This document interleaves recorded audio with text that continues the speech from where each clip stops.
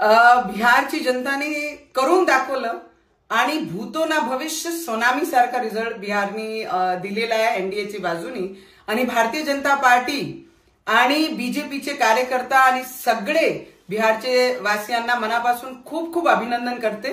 त्यांनी दाखवून दिलं आहे की देशाबद्दल असणारे प्रेम आणि देशाबद्दल असणारी जे इमानदारी आहे त्याच्या बाजूनी बिहारची जनता आणि या देशाची जनता त्यांच्या मागे राहणार आहे आणि ते रिझल्ट त्यांनी दिलेला आहे। पण काँग्रेसीयांना आणि काँग्रेसवासियांना आणि जे उद्धव ठाकरेजी महाराष्ट्रामध्ये जी ईव्हीएमचे रोने रोत आहे, मोर्चे काढताय, मंचावर जात आहे, भाषणं करतात आहे, त्यांना माझी एकच सल्ला आहे की बिहारमध्ये पाहून घ्या की काँग्रेसची कशी परिस्थिती झालेली आहे।